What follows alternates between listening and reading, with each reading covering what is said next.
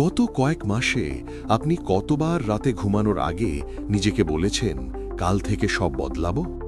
একবার, 5 বার, 10 বার? এবং কতবার সত্যি বদলেছে?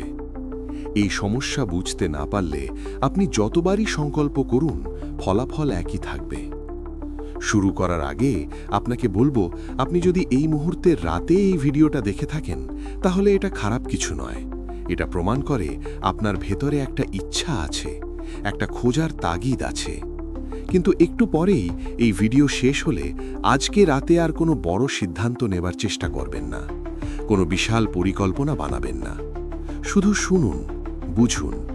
কারণ রাতে নেওয়া সিদ্ধান্ত কেন সকালে টেকে না, সেটা বোঝার পরেই কেবল সঠিক পদক্ষেপ নেওয়া সম্ভব। তাই এখন শুধু শুনুন, বাকিটা সকালের জন্য রাখুন। প্রথমে বুঝি মিডনাইট রিগ্রেট সাইকেল আসলে কি। এই মিডনাইট রিগ্রেট সাইকেল বা চক্রটি 3টে ধাপে কাজ করে। 1. যখন একা থাকেন তখন নিজের সব ব্যর্থতার চিন্তা মাথায় আসে। 2. সেই আফসোস থেকেই মনে হয় কাল সব বদলে দেব। এই ইচ্ছাটা তখন একদম সত্যি মনে হয়, কিন্তু ঘুম থেকে উঠলে রাতের সেই তেজ আর থাকে না, সব আবার আগের মতোই চলতে থাকে।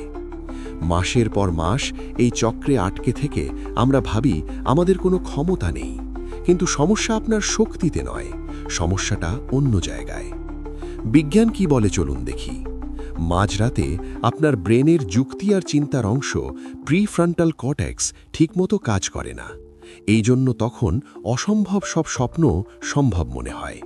উল্টোদিকে ব্রেনের আবেগের অংশ লিম্বিক সিস্টেম তখন অনেক বেশি উত্তেজিত থাকে। এ কারণেই রাতের অনুশোচনা বা জেদ এত বেশি শক্তিশালী মনে হয়। এটা আসলে ব্রেনের একটা সাময়িক অবস্থা। সকালে যখন ঘুম ভাঙে তখন ব্রেন আবার স্বাভাবিক হয়। রাতের সেই আবেগী প্ল্যানগুলো তখন খুব কঠিন লাগে। এছাড়া ফোনের নীল আলো আপনার ঘুমের হরমোন মেলাটোনিন নষ্ট করে, আর দেরিতে ঘুমানোর কারণে সকালে আপনার সচল হওয়ার হরমোন কর্টিসল ঠিকমতো কাজ করে না। এ কারণেই সকালে শরীর ভারী লাগে আর আলসেমি আসে।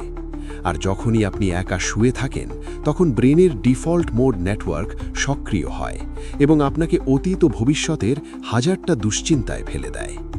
সহজ কথায়, রাত দুটোর সেই সাহস আসলে ক্লান্ত ব্রেনের একটা খেলা মাত্র, যা সকালে থাকে না।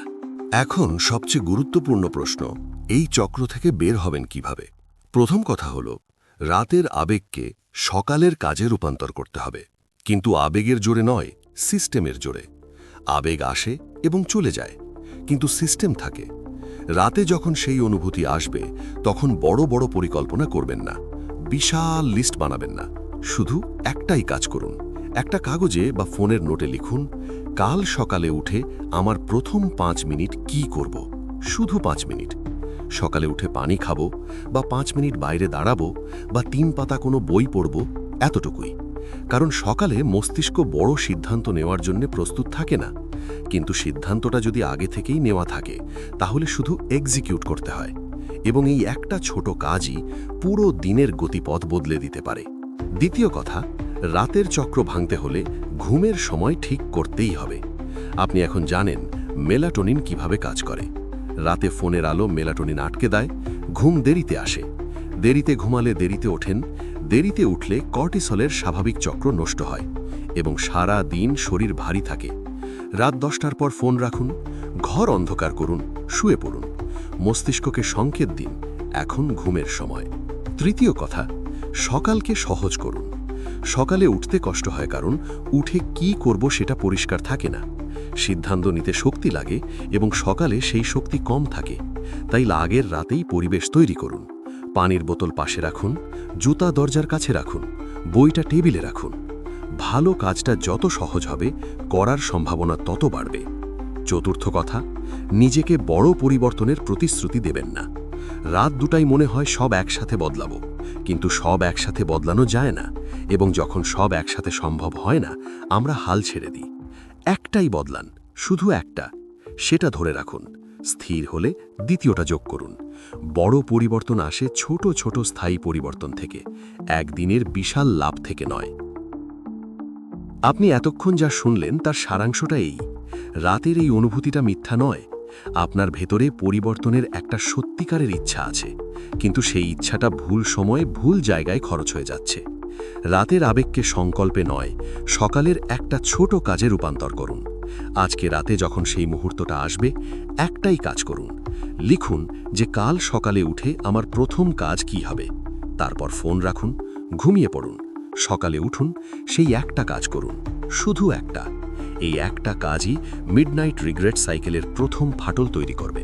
শেষে এতটুকুই বলবো, ছোট ছোট বালুকণা, বিন্দু বিন্দু জল গড়ে তোলে মহাদেশ, সাগর অতল। ধন্যবাদ।